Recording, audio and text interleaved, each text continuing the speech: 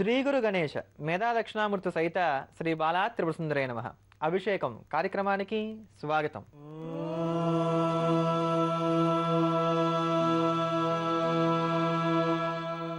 ఈరోజు శుక్రవారం అనగానే అందరికీ కూడా గుర్తుకు వచ్చేటువంటి దైవం సాక్షాత్తు మహాలక్ష్మి. లక్ష్మీదేవి యొక్క చిత్రపటాన్ని కనుక చూసినట్లయితే అనేకమైనటువంటి ఆభరణాలను అమ్మవారు ధరించి ఉండటాన్ని మనం గమనించవచ్చు. మనం కూడా అనుకుంటూ ఉంటాం ఎప్పుడైనా ఇంత బంగారం మనకు కూడా వస్తే బాగుండు కదా అని. అదిగో అటువంటి బంగారాన్ని కొనుగోలు చేయడానికి కానీ, ఆ బంగారాన్ని కొనుగోలు చేయడానికి దాచుకునేటువంటి డబ్బుల్ని ప్రారంభం చేయడానికి కానీ ఈరోజు చాలా మంచి రోజు. వారం శుక్రవారం అవ్వటం, అలానే తిథి షష్ఠి అవ్వటం, షష్ఠి అలంకారానికి సంబంధించినటువంటి తిథి. ఈరోజు ఉదయం 7:30 తర్వాత నుంచి కూడా మనకి మూలా నక్షత్రం ఉండటం, ఈ మూలా నక్షత్రం కూడా బంగారానికి సంబంధించినటువంటి నక్షత్రం. అదే ప్రకారంగా వణిజ కరణం ఉదయం 11 గంటల తర్వాత నుంచి ప్రవేశిస్తోంది. దీనికి అధిష్టాన దేవత సాక్షాత్తు మహాలక్ష్మి కనుక ఇటువంటి ఈ రోజున ఆభరణాలు కొనుగోలు చేయడం కానీ, ఆభరణాలు కొనుక్కోవడానికి గాను ధనాన్ని దాచుకోవడం కానీ చేసినట్లయితే లక్ష్మీదేవికి ఎన్ని ఆభరణాలు ఉన్నాయో అన్ని కాకపోయినా చాలా వరకు ఆభరణాలను ఏర్పాటు చేసుకోవడానికి అవకాశం కుదురుతుంది. అటువంటి కామనతోటి ఈ రోజున ఎవరైతే లక్ష్మీ సహస్రనామ స్తోత్రాన్ని పారాయణ చేస్తారో వారికి ఇందాక చెప్పుకున్నటువంటి ఆభరణ సంపద కలుగుతుందనడంలో ఎటువంటి సందేహం లేదు.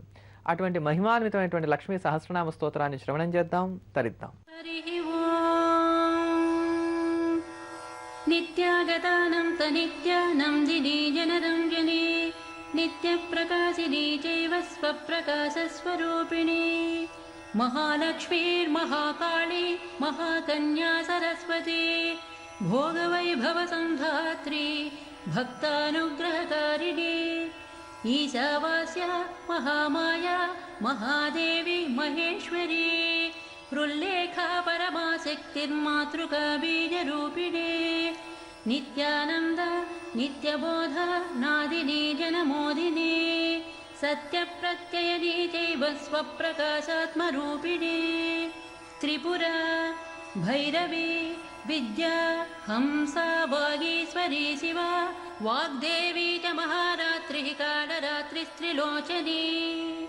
भद्रकाली कराली च महाकाली तिलोत्तमा काली करालवक्त्रान्ता कामाक्षी कामदा शुभा चण्डिका चण्डरूपेश चामुण्डा चक्रधारिणी त्रैलोक्यजननी देवी त्रैलोक्यविजयोत्तमा सिद्धलक्ष्मीः प्रियालक्ष्मीर्मोक्षलक्ष्मीः प्रसादिनी उमा भगवती दुर्गा चान्द्री दाक्षायणी शिवा प्रत्यङ्गिराधरा वेल लोकमाता हरिप्रिया पार्वती परमादेवी ब्रह्मविद्या प्रदायिनी अरूपा बहुरूपा च विरूपा विश्वरूपिणी पञ्चभूतात्मिका वाणी पञ्चभूतात्मिका परा कालिका पञ्चिका वाग्मी हविः प्रत्यधिदेवता देवमाता सुरेशाना वेदगर्भाम्बिका धृतिः संख्या जातिः क्रियाशक्तिः प्रकृतिर्मोहिनी मही यज्ञविद्या महाविद्या गुह्यविद्या विभावरी ज्योतिष्मती महामाता सर्वमन्त्रफलप्रदा दारिद्र्यध्वंसिनी देवी हृदयग्रन्थिभेदिनी सहस्रादित्यसङ्काशा चन्द्रिका चन्द्ररूपिणी गायत्री सोमसम्भूतिः सावित्री प्रणवात्मिका श्यामकरी वैष्णवी ब्राह्मी सर्वदेव नमस्कृता सेव्या दुर्गा कुबेराक्षी करवीरनिवासिनी जया च विजया चैव जयन्ती च पराजिता कुब्जिका कालिका शास्त्री वीणा पुस्तकधारिणी सर्वज्ञशक्ति श्रीशक्तिर्ब्रह्म विष्णु शिवात्मिका इडा पिङ्गलिका मध्य मृणाली तन्तुरूपिणी यज्ञेशानी प्रधा दीक्षा दक्षिणा सर्वमोहिनी अष्टाङ्गयोगिनी देवी निर्बीजध्यानगोचरा सर्वतीर्थस्थिता शुद्ध सर्वपर्वतवासिनी वेदशास्त्रप्रदा देवी षडङ्गादिपदक्रमा शिवाधात्री शुभानन्द यज्ञकर्मस्वरूपिणी व्रतिनी मेनकादेवी ब्रह्माणि ब्रह्मचारिणी एकाक्षरपरा तारा भवबन्धविनाशिनी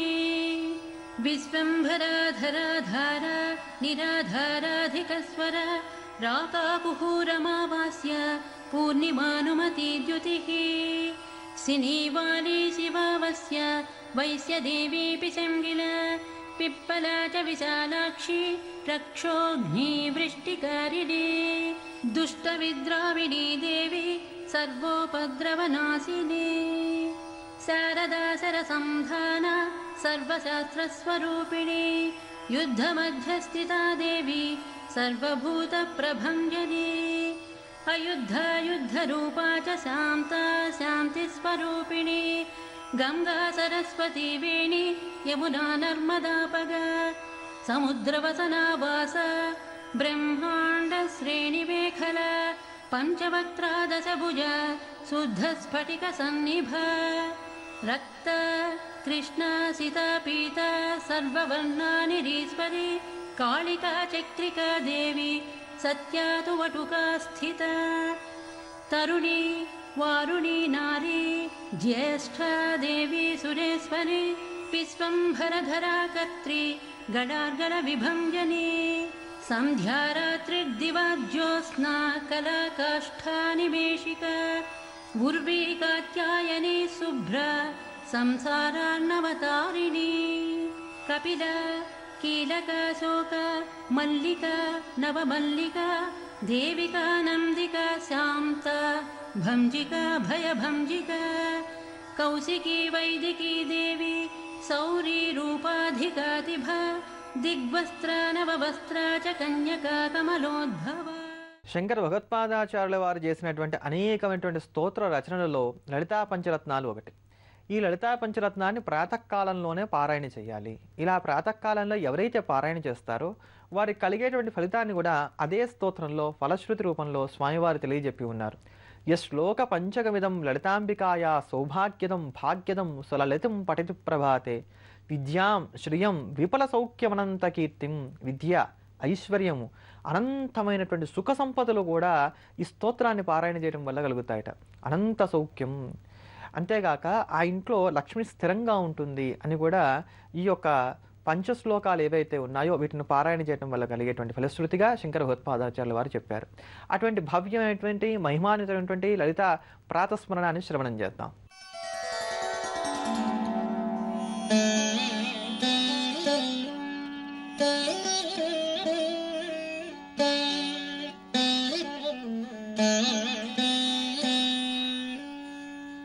प्रातस्मरामि ललिता वदनारविन्दं बिम्बाधरं पृथुलमौक्तिकशोभिनासम् आकर्णदीर्घनयनं मणिकुण्डलाढ्यं मन्दस्मितं मृगमदोज्ज्वलफालदेशम्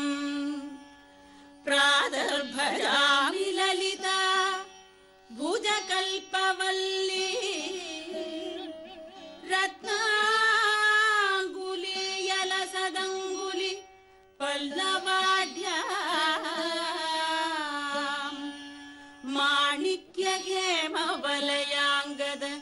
शोभमाना पुण्ड्रेक्षु चापकुसुमेषु श्रेणीर्दधाना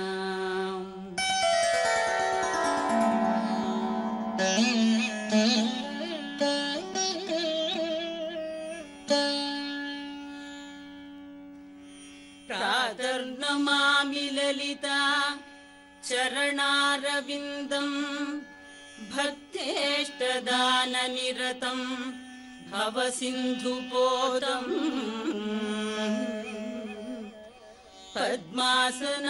पद्मासनादिसुरनायक पूजनीयम् पद्माङ्कुशः सुदर्शनलाञ्छनाढ्यम् प्रातस्तु वे परशिवां ललिता भवानी त्रय्यन्तवेद्या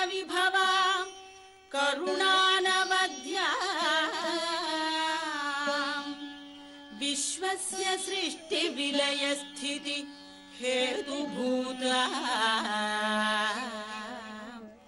विश्वेश्वरीं निगमवाङ्मनसातिदूराम्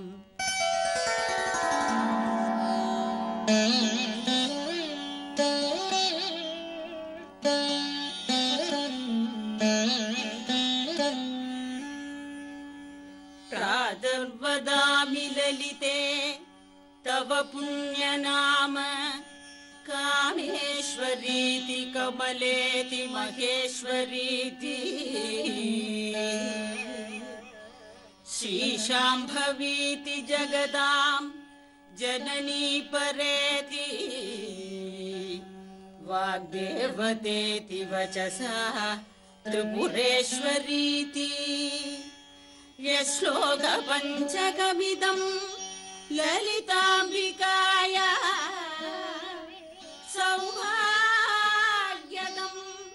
सुललितं पठति प्रभाते तस्मै ददाति ललिता झटिति प्रसन्ना विद्यां श्रियं विपुलसौख्यमनन्तकीर्तिम्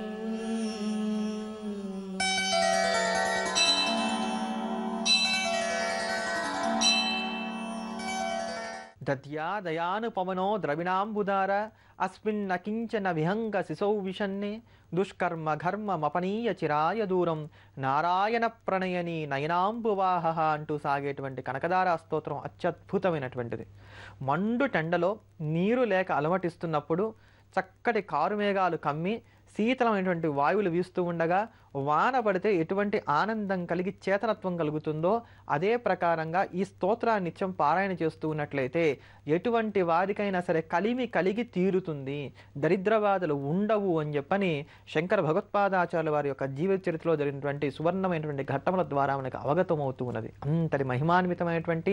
ఐశ్వర్యప్రదాయకమైనటువంటి కనకధారా స్తోత్రాన్ని శ్రవణం చేద్దాం, పారాయణ చేద్దాం, ధన్యులమవుదాం. हरेः पुलकभूषणमाश्रयन्ति भृङ्गाङ्गनेव मुकुलाभरणं तमालम्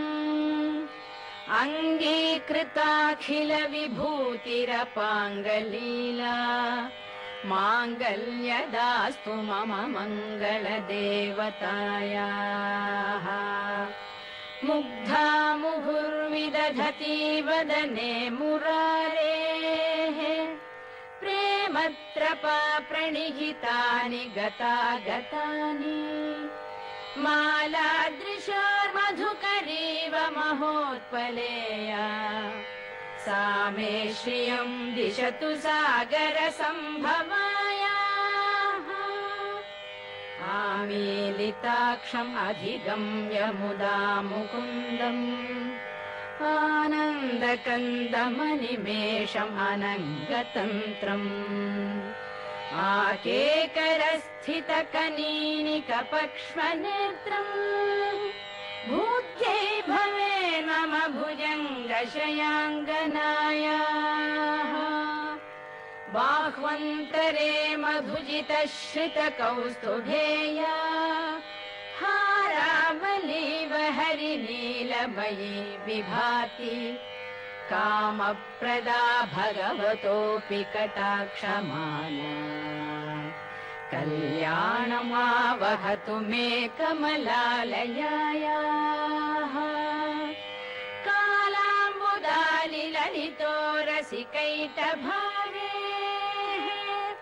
धाराधरे स्फुरति या तडिदङ्गनेव मातुः समस्तजगतां महनीयमूर्तिः भद्राणि मे दिशतु भार्गवनन्दनायाः प्राप्तं पदं प्रथमतः खलु यत्प्रभावात् माङ्गल्यभाजि मधुमाथिनि मन्मथेन मय्यापतेत् तदिह मन्थरमीक्षणार्थम् मन्दालसं च मकरालय कन्यकायाः विश्वामरेन्द्रपदविभ्रमदानदक्षम् आनन्दहेतुरधिकम् मुरविद्विषोऽपि ईशं निषीदतु मयि क्षणमीक्षणार्धम् इन्दीवरोदर सहोदरमिन्दिरायाः इष्टाविशिष्टमतयोऽपि यया दयाद्रदृष्ट्या त्रिविष्टपपदं सुलभं लभन्ते दृष्टिः प्रहृष्टकमलोदर दीप्तिरिष्टाम् पुष्टिं कृषिष्ट मम पुष्करविष्टरायाः दद्याद्दयानुपवनो द्रविणाम्बुधाराम् अस्मिन्न किञ्चन विहङ्गशिशौ विषण्णे दद्याद्दयानुपवनो द्रविणाम्बुधाराम् अस्मिन्न किञ्चन विहङ्गशिशौ विषण्णे दुष्कर्म घर्ममपनीय चिराय दूरम् नारायण प्रणयिनी नयनाम्बुवाहः गीर्देवदेति गरुडध्वज सुन्दरीति शाकम्भरीति शशिशेखर वल्लभेति सृष्टिस्थितिप्रलयकेलिषु संस्थितायै तस्यै नमस्त्रिभुवनैकगुरोस्तरुण्यै श्रुत्यै नमोऽस्तु शुभकर्मफलप्रसूत्यै रत्यै नमोऽस्तु रमणीयगुणार्णवायै शक्त्यै नमोऽस्तु शतपत्रनिकेतनायै पुष्ट्यै नमोऽस्तु पुरुषोत्तमवल्लभायै नमोऽस्तु नालीकनिभाननायै नमोऽस्तु दुग्धोदधिजन्मभूम्यै नमोऽस्तु सोमामृतसोदरायै नमोऽस्तु नारायणवल्लभायै नमोऽस्तु हेमाम्बुजपीठिकायै नमोऽस्तु भूमण्डलनायिकायै नमोऽस्तु देवादिदयापरायै नमोऽस्तु शार्ङ्गायुलवल्लभायै नमोऽस्तु देवी भृगुनन्दनायै नमोऽस्तु विष्णोरुरसिस्थितायै नमोऽस्तु लक्ष्मी कमलालयायै नमोऽस्तु दामोदर वल्लभायै नमोऽस्तु कान्ति कमलेक्षणायै नमोऽस्तु बुद्धि भुवन प्रसूत्यै नमोऽस्तु देवादिभिरर्चितायै नमोऽस्तु नन्दात्मज वल्लभायै सम्पत्कराणि सकलेन्द्रियनन्दनानि साम्राज्यदानविभवानि सरोरुहाक्षि त्वद्वन्दनानि दुरितोद्धरणोद्यतानि मामेव मातरनिशौ कलयन्तु मान्ये यत्कटाक्षसमुपासनाविधिः सेवकस्य सकलार्थसम्पदः सन्तनोति वचनाङ्गमानसैः त्वां मुरारिहृदयेश्वरीं भजे सरसिजनिलये सरोजहस्ते धवळतमां शुकगन्धमाल्यशोभे भगवति हरिवल्लभे मनोज्ञे त्रिभुवनभूतिकरि प्रसीद मह्यम् भगवति हरिवल्लभे मनोज्ञे त्रिभुवनभूतिकरि प्रसीद मह्यम् ఎంత సంపాదించినప్పటికీ కూడా సంపాదించిందంతా కూడా ఏదో ఒక రూపంలో ఖర్చు అయిపోతుంది. ఆ ఖర్చు అవుతోంది ఏ శుభకార్యానికి కూడా అవ్వట్ల. పిల్లల చదువులకు గానీ, లేదా ఇంట్లో ఉన్నటువంటి పిల్లకి పెళ్లి చేయడానికి గానీ, ఏదైనా ఒక శుభప్రదమైనటువంటి ఒక ఆభరణాన్ని కొనుగోలు చేసి దాచిపెట్టుకోవడానికి కానీ, ఇలా ఒక శుభానికి అనేదానికి కాకుండా ధనం వృధాగా వ్యయమైపోతోంది అని అనుకున్నప్పుడు, ఇంటి ఆడపడుచుని గనక ఇంటికి తీసుకువచ్చి, లేక సొంత చెల్లెలు గనక లేకపోయినా, సొంత అక్క గనక లేకపోయినా గానీ, అటువంటి వరుస అయ్యేటువంటి వారు, మంచి చలువ చేయగలిగినటువంటి వారిని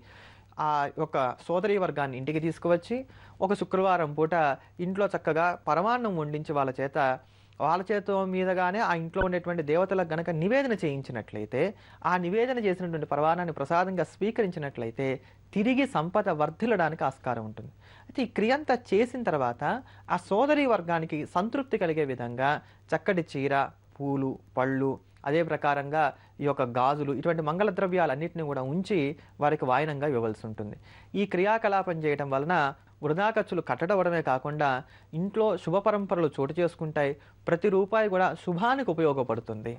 ఇటువంటి క్రియా విశేషాలతోటి, స్తోత్ర వైభవాలతోటి రేపటి అభిషేకం కార్యక్రమంలో మళ్ళీ కలుద్దాం.